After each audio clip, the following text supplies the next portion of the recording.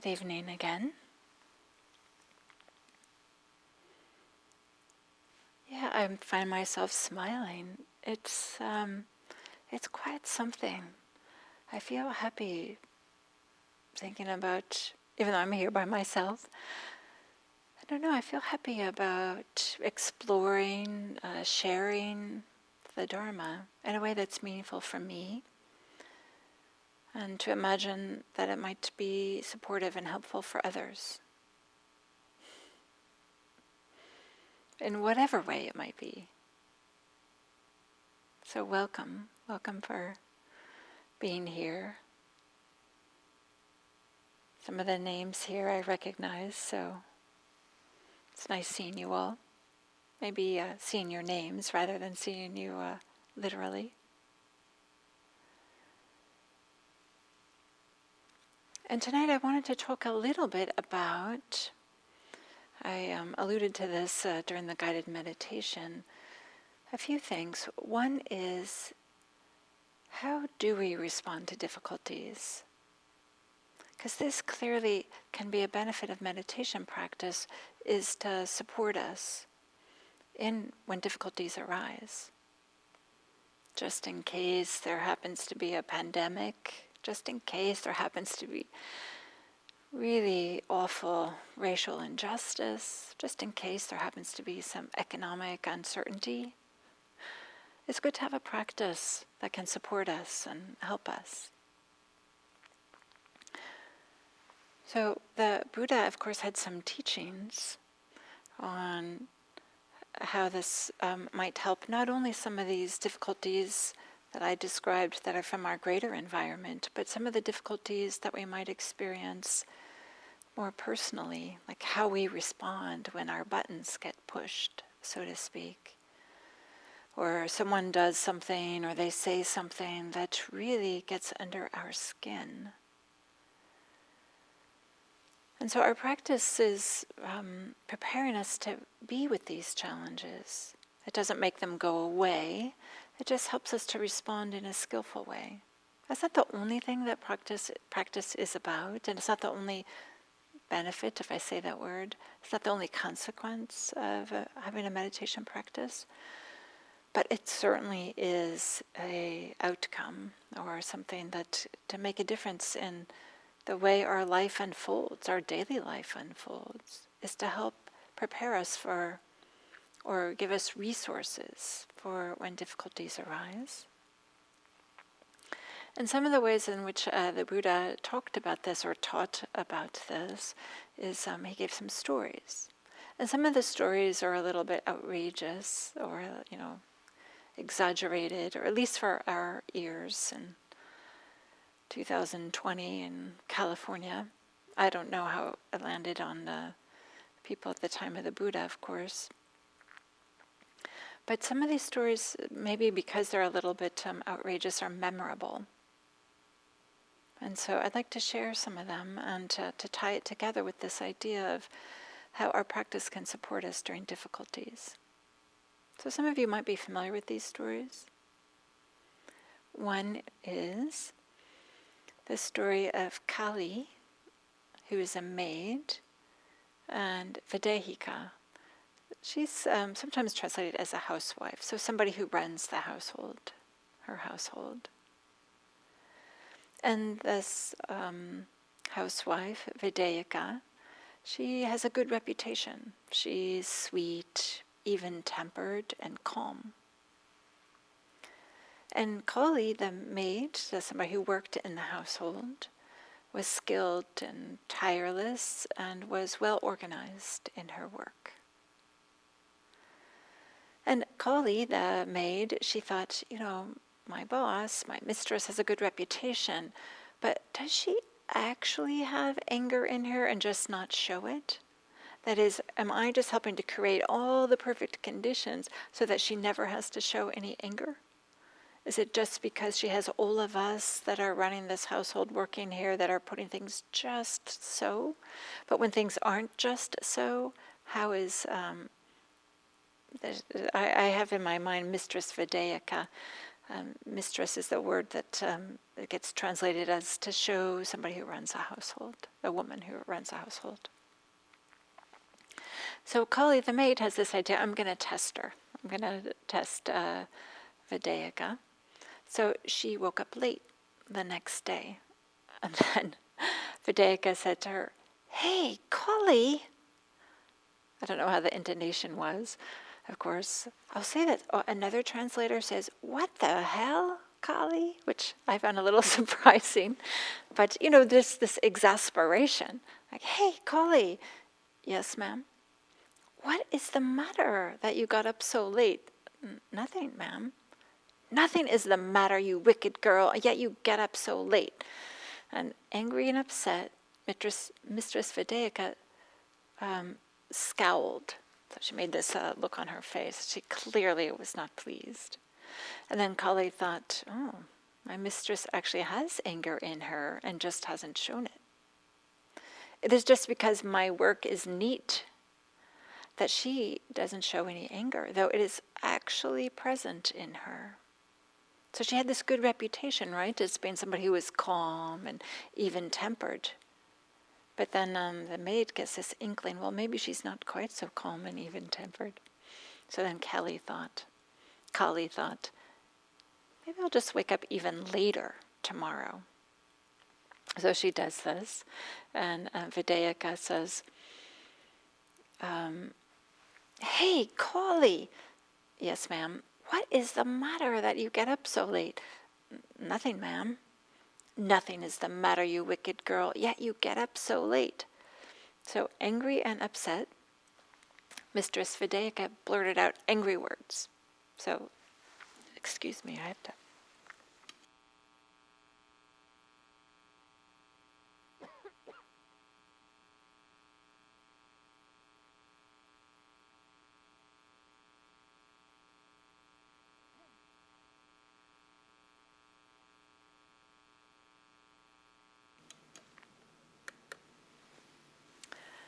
Yeah, sometimes when I speak, I don't know why my voice, my throat gets a little scratchy or something. So I'm coughing not because I'm sick, just because I'm speaking. So this time, the second time after Kali woke up even late, then her boss had angry words. And then, of course, you can imagine how the story goes. The maid does it for a third time. And this time, Mistress Videka, she grabbed a rolling pin and hit the maid on the head.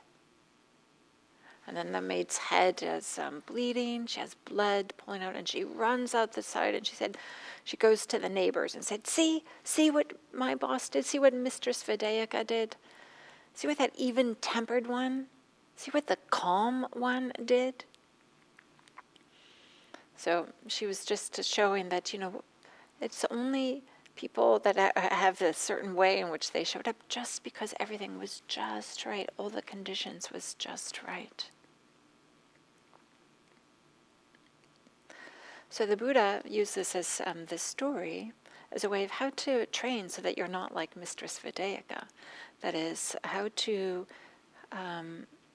respond in a way that's appropriate without scowling or saying bad words or even violence, hitting somebody over the head with a rolling pin when things don't go the way that you want them to go. So these are the instructions that the Buddha gives to his monks. So he tells this story to his monks. So now he turns to his monks and he gives these instructions. Abandon what is unwholesome and devote yourself to the wholesome. Okay, this makes sense, right?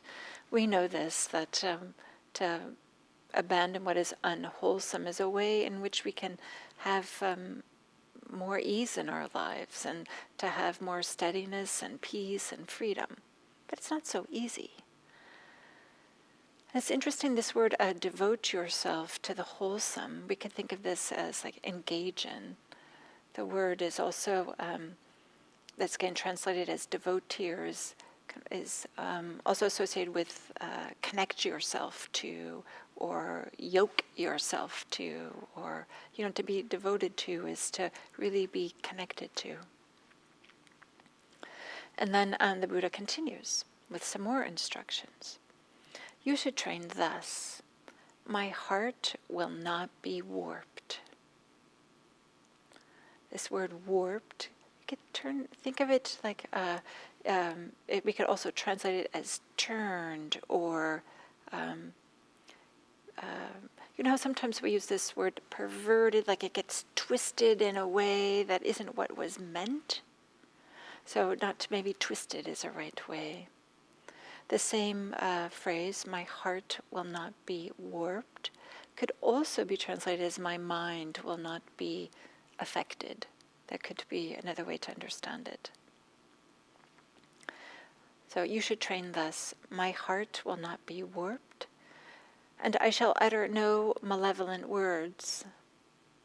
I shall abide caring for others' welfare with a mind of goodwill, with no secret ill will. So again, the Buddha is saying, well, here's how to practice. But we might say, we need a little more guidance here. My heart will not be warped. Okay. But how can we do that? How can we increase our capacity? How can we show up? How can we be in the world in such a way that when difficulties arise, that we are not saying malevolent words, we're not scowling, we're not hitting people over the head with rolling pins? So here's this some more stories that the Buddha gives that sheds a little bit light on this. Again, these are teaching stories, so not so much that they're true, but maybe an invitation to see what they invoke or what they're pointing to. This is part of the Buddha's skill as a teacher, is to use maybe colorful language as a way to have us look at things afresh or to really engage with them. So here's the Buddha, he says, monks or monastics. Suppose a person came with a hoe and a basket and said, I shall make this great earth to be without earth. They would dig here and there and scatter the soil here and there and spit here and there and urinate here and there and yell, be without earth, be without earth. What do you think? Could that person make this great earth be without earth? No, Venerable Sir. Why not? Because this great earth is deep and immeasurable. So even though there are some person is yelling at the earth, the person is hitting it with a hoe, the basket, maybe moving things around, urinating and spitting, like doing things that are disrespectful, and maybe you might even think that are like I think in ancient India there was a real concern about purity. So these are things that were considered impure, and yet the earth, of course, is not bothered because it is deep and immeasurable. Putting aside that the earth is not a person, but it's deep and immeasurable is what the Buddha is pointing to. And then this other story. So monks, suppose a person came with a blazing grass torch and said, I shall heat up and boil away the Ganges River with this blazing grass torch. What do you think? Could that person heat up and boil away the river Ganges with this blazing grass torch? No, Venerable Sir. Why not? Because the Ganges River is deep and immeasurable. So again, pointing to things that have a depth, and we could also use, instead of this word immeasurable, we could use the word immense, really big, really broad. These things don't get affected by the difficulties that are happening. Even if somebody is trying to heat them up, trying to get a rise out of them in some way, like how the maid was trying to get a rise out of Mistress Videyika. So what does it mean to be deep and immense, or deep and immeasurable? So there's a few things that we could look at, or we can talk about. This idea of cultivating depth so that we're not thrown off our course, or thrown by when challenging situations arise, we don't find ourselves being blown one side and then the other, so that we don't spin out and start creating damaging stories or actions, or if we do, it's just for a short while. And to become immeasurable is, in the Pali Canon, in the early discourses, is associated with having a mind and heart of loving kindness. That is, to be radiating goodwill in all directions without end, immeasurable. So to be deep could be to have some mindfulness, some steadiness, and some wisdom. And to be immense and to be immeasurable, it would be to have some loving kindness, to have some goodwill. So I'd like to unpack these a little bit more. So mindfulness practice, of course we all know this, that helps us to have some steadiness. And part of the way in which it does that, I'm sure if you have a practice you've discovered, is it helps us to be more comfortable with being uncomfortable. It helps us to gain some confidence that when things aren't quite going right, it doesn't mean it's the end of the world, or catastrophe has struck and that we must go and fix things. To be sure, sometimes things need to be fixed, but with our mindfulness practice, we learned that it is possible to sit through the end of the meditation period waiting for the bell or the timer, when there might be tremendous restlessness, this feeling that you want to jump up and bolt, this feeling that I just don't want to be doing this right now, and yet somehow we stay.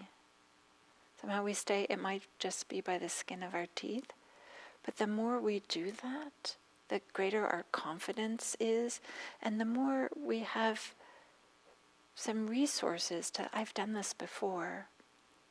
And often what we discover is that there's a sweet spot on the other side.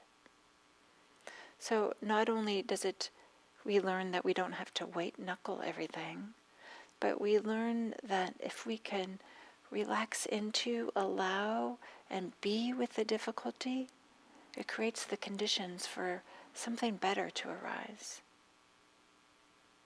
As opposed to when we're always wrestling with it or shoving it away or trying to make it different. For me, that was a big learning. I used to have some uncomfortableness sitting. I remember the very first meditation retreat I ever went on. I thought it was amazing, the most amazing thing, that the person that was sitting in front of me in the meditation hall sat still for the whole 45 minutes without changing her posture. Whereas for me, I just didn't even know that was possible. I could not sit still for 45 minutes. I had to shift my posture and so incredibly restless. And of course now I can. But this idea that I was seeing somebody else do it, and then okay, maybe I can relax into this. And then my confidence started to grow that, okay, yeah, it was a little bit uncomfortable. My foot was falling asleep. But that was okay. At the end of when the bell rang, the feeling came back in my foot. So mindfulness, to be with our experience, to practice meditation in such a way that we can notice what's happening and allow it to be there. Notice what's happening and to notice our reaction to it, so that we're not pushing it away. and to be with such a way that we can gain some skill and some familiarity and some confidence. And part of one way to do this is to have some curiosity about what's happening. I find curiosity is a way in which it doesn't feel heavy-handed, it doesn't feel like it's something that a person has to do or should do. Instead, it has a playful quality to it. It has not like things have to be a particular way, but more an experimental, wow, what is this? What is it like to sit here with a foot that's tingling, falling asleep, and can I sit still with it? Or maybe to investigate, well, is it just one foot or is it both feet? Is it just my foot or is that part of the leg? I'm just using these as examples, but there are so many things that we could be curious about. We might be noticing some ill will that arises in the mind when we're meditating. Like, wow, okay, what does that feel like? Often we have our kind of emotions in the central axis of the body. Not always, but often. So to have this sense of curiosity, what's that experience like? And this mindfulness and this curiosity can help us to find what's deep, as opposed to this sense of I have to find it, or everybody else has it, I don't have it, or I don't even know what they're talking about. But this attitude of some openness and some attentiveness, coupled with some playfulness, some investigation, allows us to hold what's happening, and then with that, to be able to, either what's deep to show itself, or as one way to word it, or maybe for it to be discovered, or maybe for it to become obvious, or to become known, with this sense of engagement, this sense of connecting with what's happening. Something else that can help us to discover what's deep, and I'm using this word deep to point to some stability or steadiness we might have, is also during our daily life, is to practice contentment. That is, just notice those moments when things seem okay, when they're neutral. Of course, there are so many of them, but we tend not to notice them. But to sometimes bring to mind or to bring to the heart, like, okay, right now, this very moment, things are okay. Things are okay. And this also allows something to relax and to settle. Things are okay. This very moment too. And with this settling, we can maybe touch into what's deep and steady, which of course can help us when difficulties arise. And of course we can bring in some wisdom. There's all kinds of things we could do with wisdom. I'll just mention one of them here. This recognition that we all have. And there's a common phrase, this too shall pass. They're just seeing the bigger picture. Seeing the bigger picture can help us have some stability, some steadiness, to help put things into perspective. Yes, there's this what's happening right now, but to put in the context of our greater life or the greater community, whatever it might be. And then in the Buddha's teachings, he talked about the earth and the river were both deep and immense, immeasurable. So also pointing to the value of loving kindness practice, or some compassion practice, some opening of the heart, some warmth of the heart. For those of you who know this, you can do this in a formal way. or you can chant the Metta Sutta, or also just do a gratitude practice. It's quite something at the end of the day to think of, okay, what am I grateful for? When I started this practice, I didn't realize how much I was touched by other people. And what I was grateful for often had to do with some conversations that I had or some connection with other people. And it is heartwarming, I think, for those of you who do have a gratitude practice. That is at the end of the day. Some people do this right before they go to sleep to think of 3 things that they're grateful for. Some people also do it when they wake up in the morning. Maybe it's 3 things, maybe it's 5 things. But this is to help us tap into our heart, into the heart of experience of being big, as opposed to small, this concern of what I don't have, this relaxation, this openness of what I do have, what is going okay. And then with the gratitude practice, also helps us feel like we have enough. And then when we have enough, of course, that's another way in which we can relax and open. So the Buddha gave the encouragement to practice this way. My heart will not be warped. I shall utter no malevolent words. I shall abide caring for their welfare with a mind of goodwill, with no secret ill will. And maybe one way to practice with that is also just to set the intention to do so. Some people have a recollection practice where they bring to mind particular things every day. We can set an intention. My heart will not be warped. Maybe we can understand that my heart will not be closed. I shall utter no malevolent words. Sorry.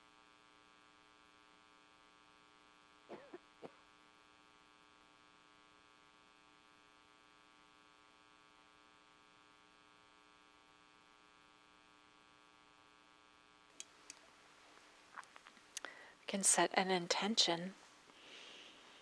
My heart will not be warped. That is, not be closed. We could also translate that same sentence as my mind will not be affected, my steadiness of mind. I shall utter no malevolent words. I shall abide caring for their welfare with a mind, with a heart of goodwill, with no secret ill will, so that when difficulties arise, we don't find ourselves doing things that we later regret, like hitting somebody over the head with a rolling pin.